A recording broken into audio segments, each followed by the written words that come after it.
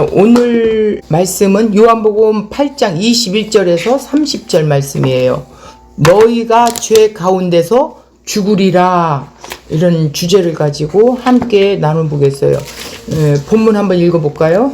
21절부터 8장 21절부터. 다시 이르시되 내가 가리니 너희가 나를 찾다가 너희 죄 가운데서 죽겠고 내가 가는 곳에 너희가 오지 못하리라. 유대인들이 이르되 그가 말하기를 내가 가는 곳에는 너희가 오지 못하리라 하니 그가 자결하려는가? 예수께서 이르시되 너희는 아래에서 났고 나는 위에서 났으며 너희는 이 세상에 속하였고 나는 이 세상에 속하지 아니하였느니라. 그러므로 내가 너희에게 말하기를 너희가 너희 죄 가운데서 죽으리라 하였노라. 너희가 만일 내가 그인 줄 믿지 아니하면 너희 죄 가운데서 죽으리라. 그들이 말하되 네가 누구냐? 예수께서 이르시되 나는 처음부터 너희에게 말하여 온 자니라. 내가 너희에게 대하여 말하고 판단할 것이 많으나 나를 보내신 이가 참되실 때 참되심에 내가 그에게 들은 그것을 세상에 말하노라 하되 그들은 아버지를 가리켜 말씀하신 줄 깨달지 못하더라. 이에 예수께서 이르시되 너희가 인자를 든 후에 내가 그인 줄 알고 또 내가 스스로 아무것도 하지 아니하고 오직 아버지께서 가르치신 대로 이런 것을 말하는 줄로 알리라. 나를 보내신 이가 나와 함께 하시도다. 나는 항상 그가 기뻐하시는 일을 행함으로 나를 혼자 두지 아니하셨느니라. 이 말씀을 하심에 많은 사람이 믿더라 이랬어요. 자, 오늘 주제가 너희가 네 죄 가운데 죽으리라 그랬어요. 근데 너희가 죄 가운데 죽겠고 또 너희가 죄 가운데 죽으리라. 너희가 죄 가운데 죽으리라. 이 말씀이 지금 계속해서 반복하고 있어요. 자, 오늘 이 말씀 속에서 초막절이 끝나고 다 집으로 돌아갔을 때 예루살렘을 떠나지 않으셨잖아요. 예수님께서 성전에서 계속 가르치는 일을 하셨단 말이에요. 이때 사람들에게 나는 세상의 빛이니 나를 따르는 자는 어둠에 다니지 아니하고 생명의 빛을 얻으리라 이렇게 말씀했어요. 6장에서는 자기를 하늘에서 내려온 생명의 또 떡이라고도 말씀하셨죠. 근데 이번에는 또 생명의 빛이라고 주장하시는 거예요. 왜 생명의 떡이라고 주장하는 예수에게 등을 돌린 유대인들이었어요.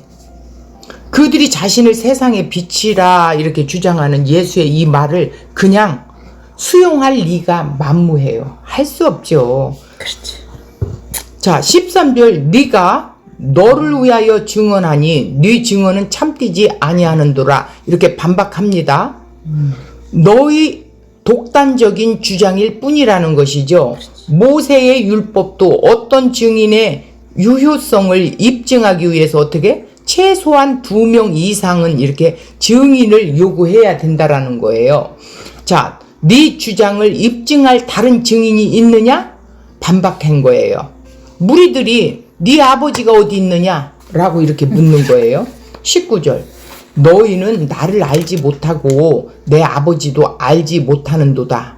나를 알았더라면 내 아버지도 알았으리라. 이렇게 막 계속 논쟁을 하는 본문에서 논쟁하는 것이 계속 이어지죠.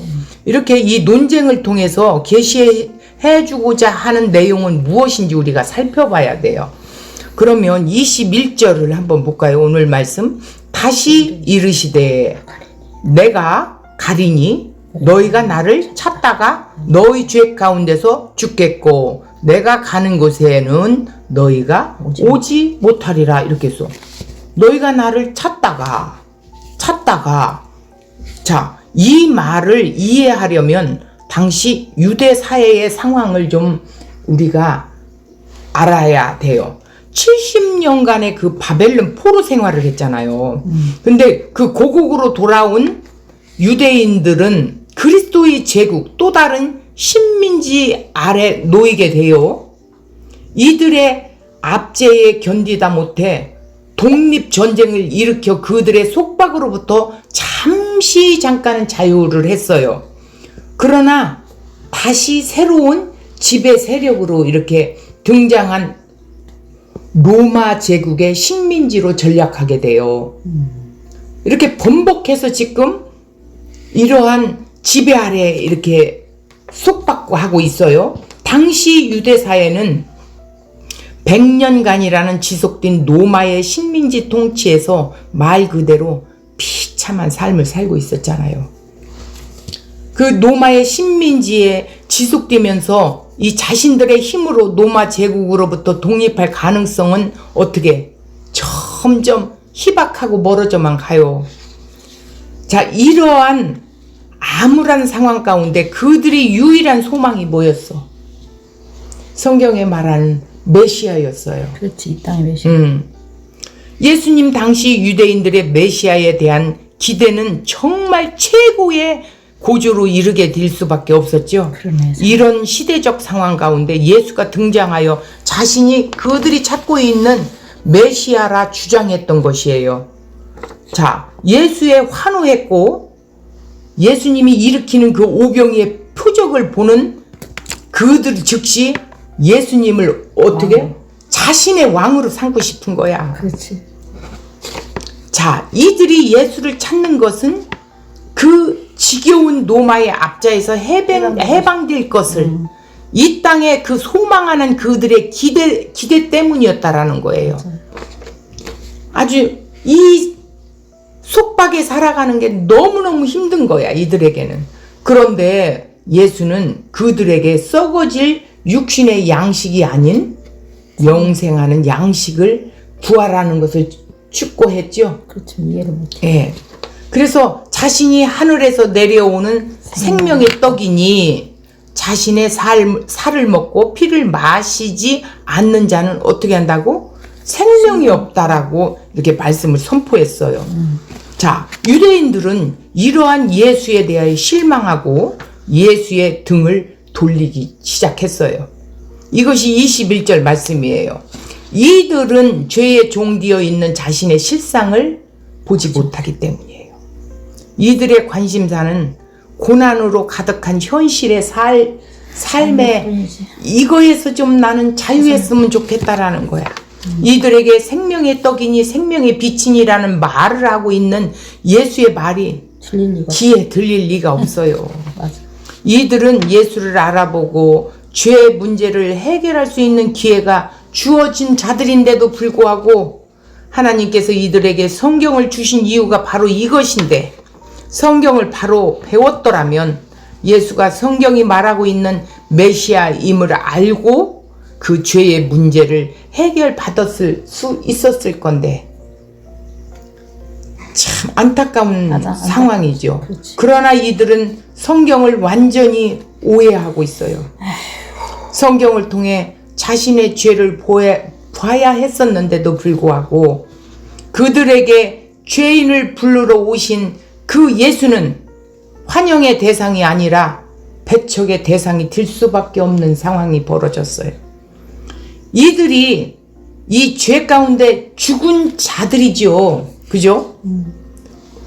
죽은 자들, 영이 죽어있는 자들이기 때문에 영의 소리를 알지를 못하는 거죠. 안 들려. 너희가 나를 찾다가 너희 죄 가운데서 죽겠고 라는 말씀이 바로 이런 말씀이에요. 우리 가운데 단 한 사람도 죄 가운데서 죽은 사람이 있어서는 안 되겠지요. 죄 문제를 해결받지 못한 채 죽음을 맞이하는 것만큼 비참한 인생은 없어요. 맞아. 그런데 그들은 그것도 알지 못하지요.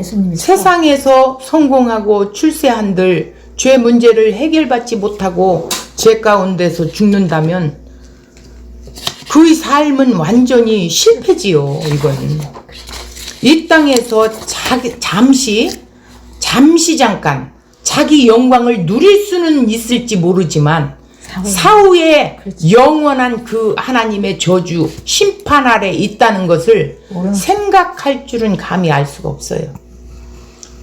근데 오늘날 신자들 입에 달고 사는 말이 내가 죽으면 천국 가겠지만 이렇게 말을 하는데 그럴까요? 생명의 구원을 받는 자들에게 임하는 하나님 나라를 이 땅에 경험하지 못하고 사는 자들이 있어요. 그들 믿고 있는 예수는 어떤 예수냐는 거예요. 그들이 믿고 있는 예수는 땅에 소망. 역시 잘 되는 거. 유대인들이 소망하고 있는 메시아일 뿐이에요. 그렇죠. 그런 예수를 제 아무리 믿어도 그들의 죄 문제는 해결될 수가 없어요. 자, 22절에 유대인들이 이르되 그가 말하기를 내가 가는 곳에는, 지금 유대인들이 이렇게 말해요. 그가 말하기를 내가 가는 곳에는 너희가 오지 못하리라 하니 그가 자결하는가? 죽으려구나. 막 이렇게. 응. 너희들 내가 가는 곳에 너희는 오지 못해 이렇게 했다고. 이해를 그가 자결하려는가? 자, 23절 예수께서 이르시되 너희는 아래에서 났고 나는 위에서 났으며 너희는 세상에 속하고 나는 이 세상에 속하지 아니하였느니라. 이 말씀의 의미를 깨달을 수 있을까요? 왜 지금 이런 말씀을 하신 걸까?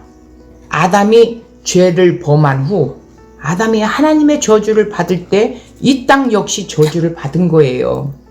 그래서 창세기 3장 17절에 보면 아담에게 이르시되 네가 네 아내의 말을 듣고 내가 네게 먹지 말라 한 나무의 열매를 먹었은즉 땅은 너로 말미암아 저주를 받고 너는 네 평생에 수고하여야 그 소산을 먹으리라 이렇게 했어요. 죄를 범한 자는 아담입니다. 네. 아담만 저주를 받으면 될 터인데 땅까지 왜 저주를 받아요? 왜냐하면 이 땅이 아담에게 속한 것이기 때문이라는 거예요. 죄를 범한 아담과 아담에 속한 모든 것이 하나님의 저주의 대상이 된 거예요. 그래서 우리도 예수 믿기 전 역시 죄인. 아담의 죄 가운데 갇혀 있었던 거지요. 그렇죠. 이를 통해 죄를 범한 인간이 하나님이 되어 사는 이 세상, 그러니까 인간인 자신이 하나님이 되어서 사는 거예요. 그 저주 아래 놓여 있는 곳이라는 것을 보여주고 있지요. 그러니까 내가 하나님 되어 주인 되어 살아가는 이곳이 바로 저주 아래 갇혀 있는 거라는 거예요. 하나님은 범죄한 아담을 에덴 동산에서 쫓겨내 보냈죠. 이곳이 세상이에요. 이후 에덴 안에 세계인 하늘 위와 에덴 밖 세상, 세계의 땅 아래에 있는 이런 어이가 등장되었다라는 거예요. 이것으로 그리스도 안의 세계와 그리스도의 밖의 세계를 가르치기 위함이라는 거예요. 그리스도 안에 있는 자는 그리스도가 행하신 일, 대속과 의롭담으로 우리는 구원에 이뤘어요. 그래서 하나님 나라 세계 속에 있어요. 그런데 그리스도 밖에는 뭐예요? 세상 죄 가운데 있는 거죠. 왜냐하면 구원은 다름 아닌 그리스도 안의 세계에 거하는 것이기 때문이라는 거예요. 그래서 나는 예수와 함께 죽었고 내가 사는 것은 그리스도와 함께 살았나니 이렇게 나오는 거죠. 하나님께서는 이 두 종류의 사람만이 존재한다라는 거예요. 그리스도 안의 사람과 그리스도의 밖의 사람. 이게 하나님 나라와 뭐예요? 저주 아래.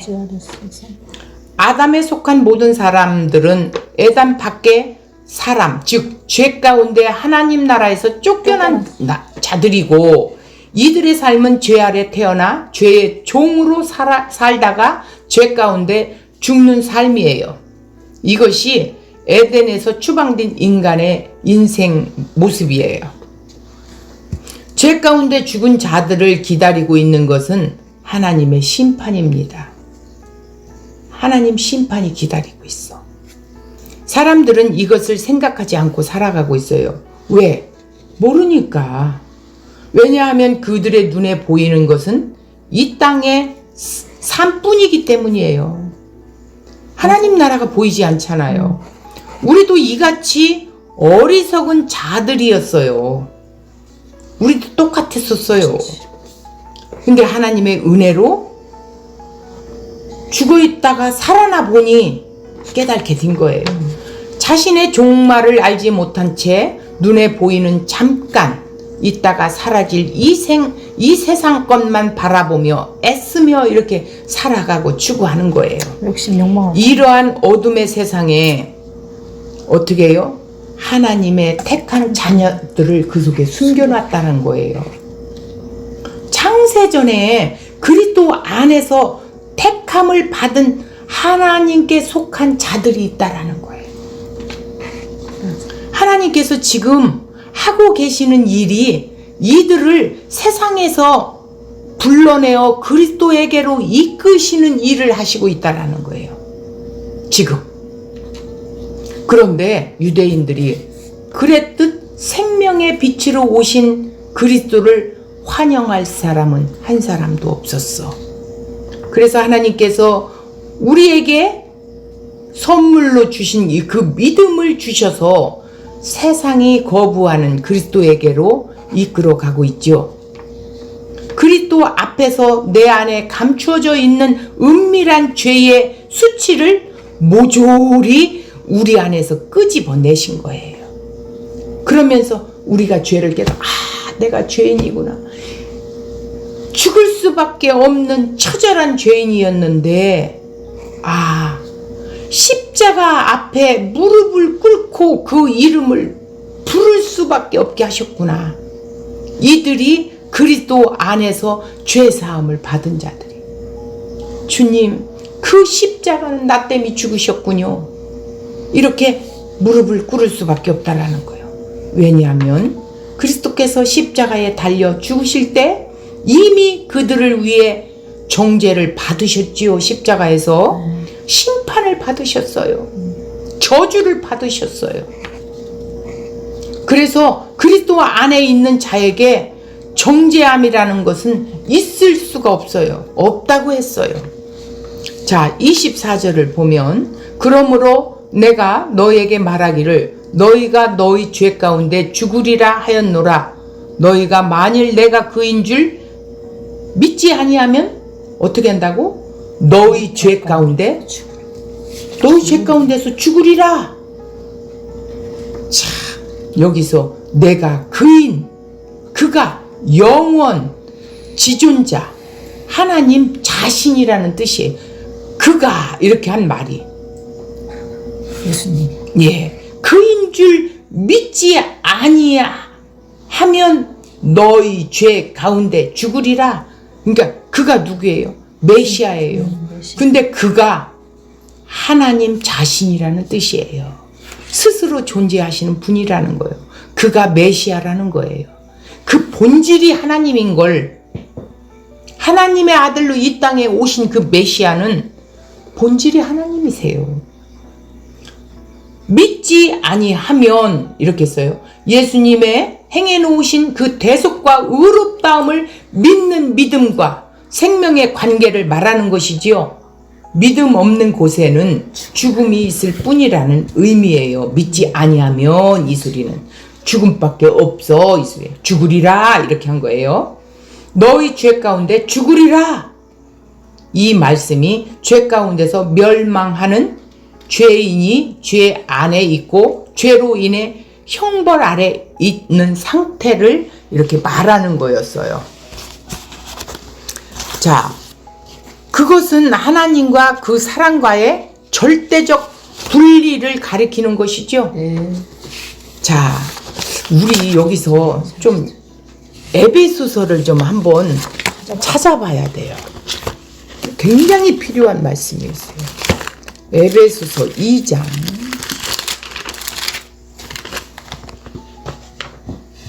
자, 2장 1절. 그는 허물과 죄로 죽었던 너희를 살리셨도다. 자, 그는 허물과 죄로 죽었던 너희를 살리셨도다. 너희는 우리죠. 그런데 그가 누구예요? 예수님이죠. 근데 우리는 이미 아담으로부터 허물과 죄로 죽어 있었어요. 그런데 너희를 살리셨도다. 누가? 예수가. 자, 그때에 너희는 그 가운데서 행하여 이 세상 풍조를 따르고 공중의 권세 잡은 자를 따랐으니 곧 지금 불순종의 아들들 가운데 역사하는 영이라. 죄 가운데 완전히 갇혀 있어서 죄의 종노릇하고 있었다라는 거예요. 그러니까 에베소서 이 말씀이요, 로마서의 말씀 농축해 놓은 거예요. 자, 25절. 그들이 말하되 네가 누구냐? 예수께서 이르시되 나는 처음부터 너희에게 말하여 온 자 아니라. 예, 내가 너희에게 대하여 말하고 판단할 것이 많으나 이랬어. 나를 보내신 이가 참되심에, 하나님이 참되대요. 내가 그에게 들은 것을 세상에 말하노라 하시되. 이러면서 27절. 그들은 아버지를 가리켜 말씀하신 줄을 깨닫지 못하더라.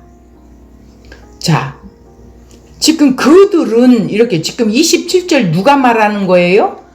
이 저자 사도 요한이 말하는 거예요.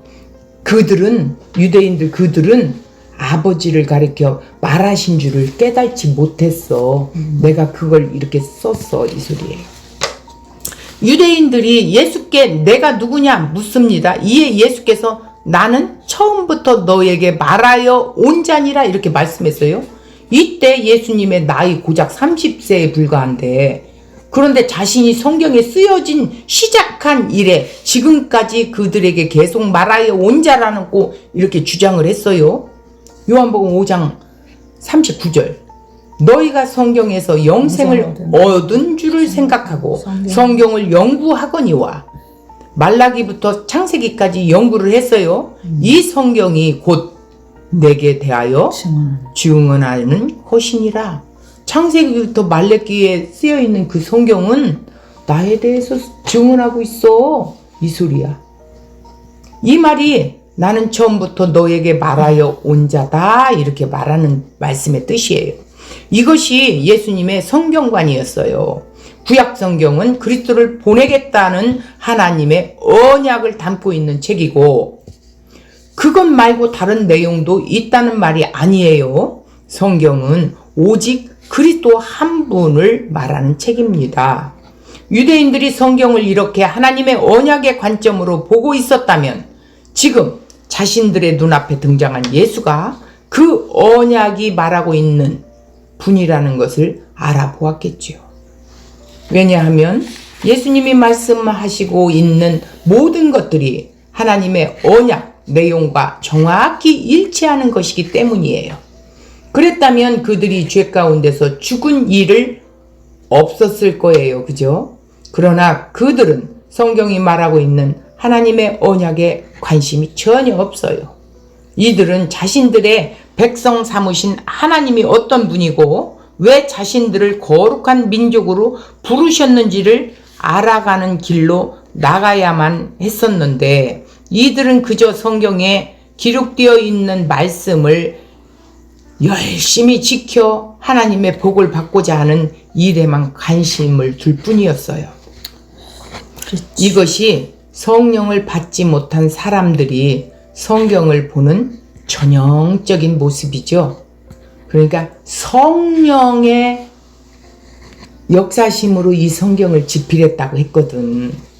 어느 누가 성경 어디 읽고 있는데 거기에 그리스도를 보지 못하고 있다면 그 이유는 간단해요. 그가 성령을 받은 자가 아니기 때문이라는 거예요. 성령을 받은 자는 눈에는 그리스도만이 보이게 되어 있어요. 성경 66권 1189장 어디를 읽어도 그의 눈에는 그리스도가 보이게 되어 있습니다. 왜냐하면 성령께서 그의 영의 눈을 열어주셨기 때문이에요. 28절. 이에 예수께서 이르시되 너희가 인자를 들은 후에 내가 그인 줄 알고 또 내가 스스로 아무 것도 하지 아니하고 오직 아버지께서 가르치시는 대로 이런 것을 말하는 줄 알리라 이렇게 했어.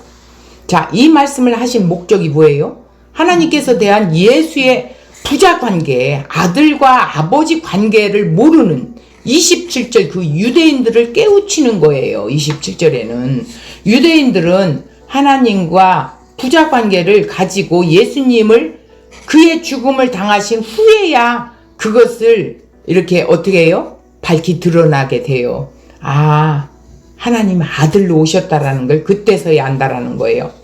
든 후 뭐예요? 장차 그에게 일어날 십자가에 못 박혀 죽었다가 다시 살아나실 사실, 이것으로 인하여 알게 된다라는 거예요. 그리스도께서 십자가에 죽으시고 부활하신 그 뒤에야 그들이 그를 알게 된다라는 것이죠. 그인 줄 안다. 그가 바로 여호와 하나님 자신이고 메시아이신 사실을 유대인들이 발견하게 된다라는 뜻이겠죠. 29절. 나를 보내신 이가 나와 함께 하시도다. 나는 항상 그가 기뻐하는 일을 행함으로 나를 혼자 두지 아니하시리라 이렇게 했어요.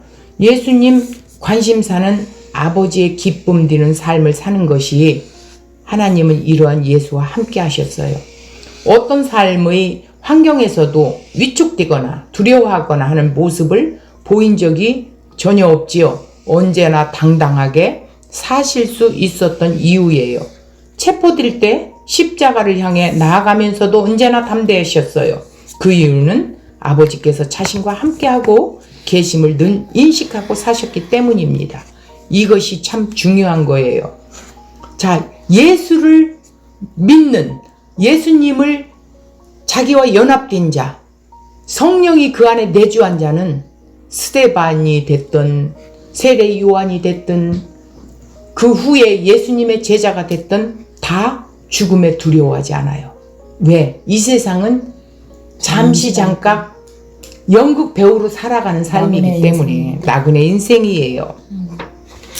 자, 마태복음 28장 20절. 내가 너에게 분부한 모든 것을 가르쳐 지키게 하라 볼지어다. 내가 세상 끝날까지 너희와 항상 함께 있으리라 하셨어요.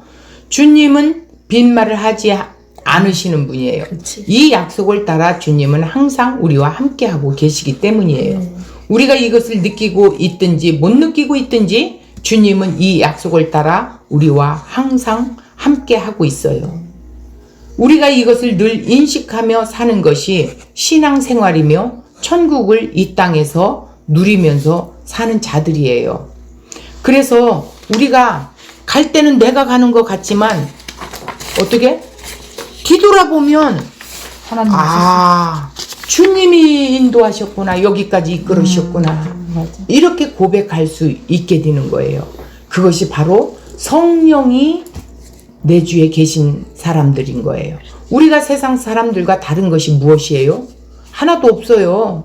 자신의 행복을 위해 매 순간 잔머리 굴리며 이렇게 사는 자들이었죠? 그들과 다를 거 하나도 없었어요. 내게 손해를 끼치고 상처를 주는 자들은 악으로 규정하고 내가 잘 해주는 자들은 착한 사람이라고 이렇게 간주하고 그랬죠. 그들과 다를 것 단 하나도 없었어요. 그러나 우리를 그들과 구별시키는 결정적인 다른 점이 있어요.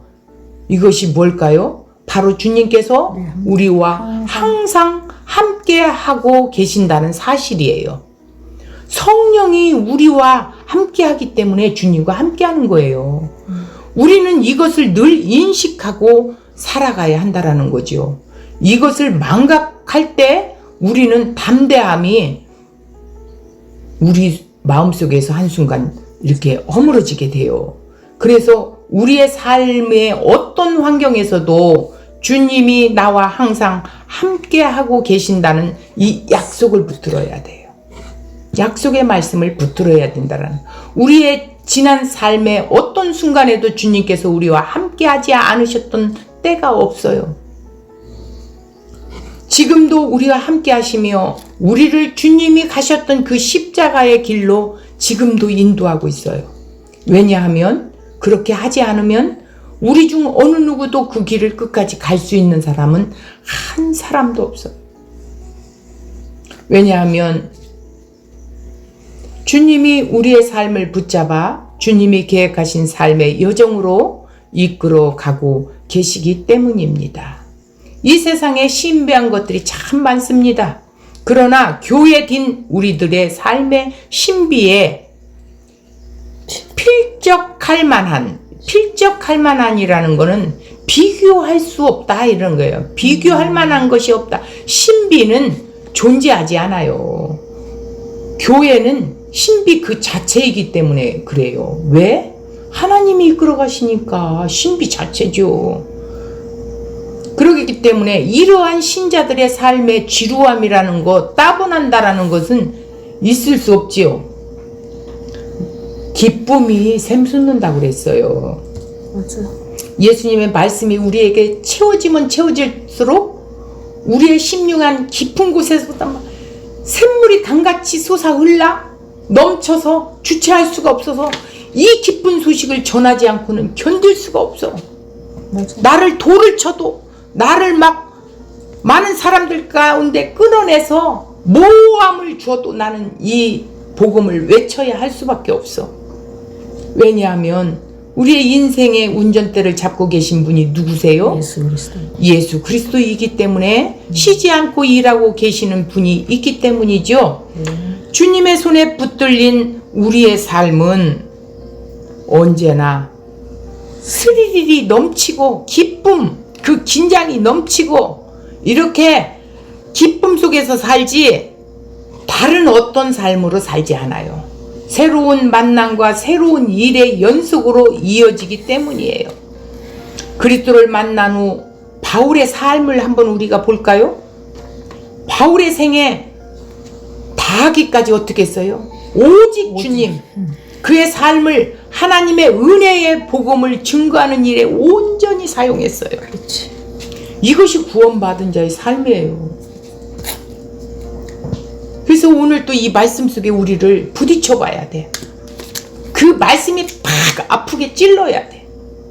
성경을 읽어본 사람이라면 어느 누구도 바울의 삶을 지루하거나 재미없다라고 한 적이 없어요. 이것이 주님의 부르심을 받은 우리들의 삶의 모습이 되어야 된다라는 거예요. 맞아요. 바울에게 주어진 사명이 다 끝났을 때 주님은 그를 자신의 품으로 데려가셔요.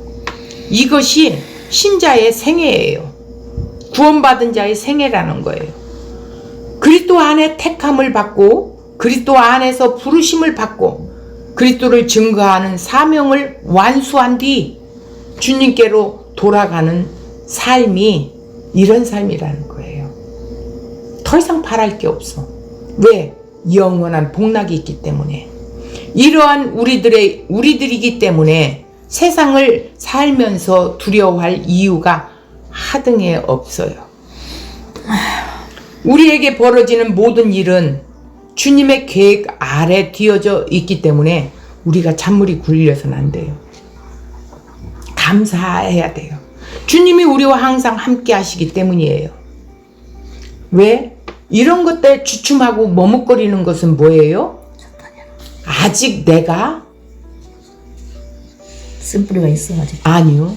내 안에 유익이 없다라는 사실을 알기 때문에 하나님 때문에 나는 유익 필요 없어요. 이래야 되는데 오늘은 이것을 늘 인식하며 살아야 합니다. 욕망이죠. 나를 보내신 이가 나와 함께 하시도다. 이러한 사명 인식 가운데 주님은 언제나 아버지께서 기뻐하시는 일만을 행하셨다는 사실을 기억해야 돼요. 이러한 주님의 삶을 바라봐야 합니다. 우리를 제자로 부르신 주님께서 우리와 항상 함께 하시고 있어요. 두려워하지 마십시오. 근심하거나 걱정에 빠지지 마십시오.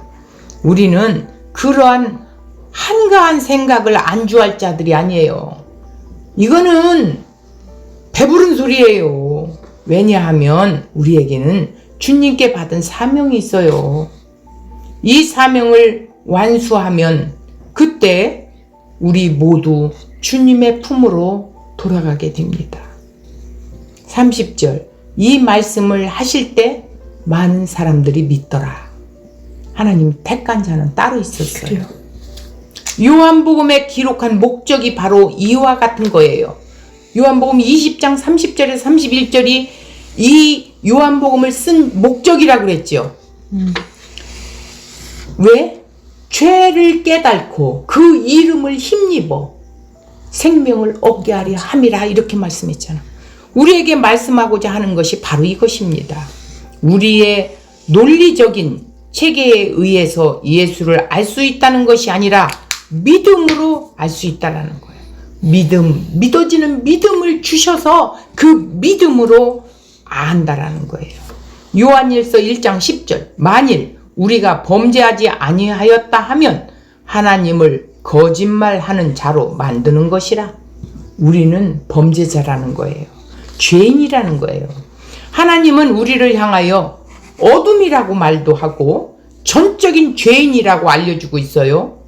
그러나 우리는 막무가내 아니라고 고집하여 그 원인이 어디 있어요? 한마디로 말하자면 항상 예수님과 우리 자신을 비교하려고 하는 것이 아니야. 다른 사람과 비교해. 예수님과 나와 비교를 해야 하는데 맞아. 내 형제와 비교를 해. 맞아. 그렇게 죄성이 있어. 네, 죄성이 있으니까 결국은 그런 결론을 내리고 집착하고 있는 거예요. 맞아요. 그래서 뭐라고 말씀하셨어요? 오늘 주제 너희가 죄 가운데 죽으리라 이 말을 하신 거예요. 유대인들은 죄를 말하고 내가 죄인을 구원하러 왔다 이렇게 예수님께서 말하는데도 안 들려. 들리지를 않아. 다쳐서. 결국은 예수님의 의를 믿지 않으면 죄 가운데 그냥 죽는 거예요. 그런데 이 유대인들은 뭐예요? 자기 의로 이 율법을 지켜서 행위로 구원을 받으려고 하잖아. 그러니까 예수님이 오실 이유가 없는 거예요. 그러면 필요 없지. 내 현실에 지금 이 어려운 이 난관을 좀 해결해 주시는 그 메시아만 왔으면 좋겠어. 맞아. 죄인을 구원하러 오신 예수는 필요 없어. 왜? 나는 잘 지켰어.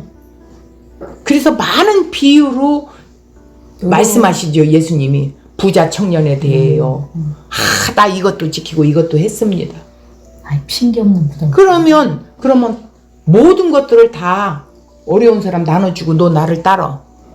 그랬더니 슬피 울고 그냥 갔어. 예수님을 모르는 거예요. 예수님이 왜 오셨고 예수님이 왜 따르라고 하는지를 몰라. 오늘도 현실 마찬가지예요. 이것을 지적하는 것이 나쁜 것이 아니라 그렇지. 이 지적하는 것을 깨닫고 가슴에서 탁 부딪혀서 아파봐야 그래요. 맞아. 맞아. 그러면서 그 주님이 보이는 것인데 그것을 하지 않기 때문에 여전히 죄 가운데 갇혀있는 나를 보지 못하는 거예요. 그래서 네 죄 때문에 죽으리라 하는 말이에요. 오늘 이 말씀을 한번 우리가 깊이 생각하면서 날마다 나는 죽은 자임을 고백하면서 한 주간을 살아가서 승리하는 자가 되시기 바랍니다. 네. 감사합니다.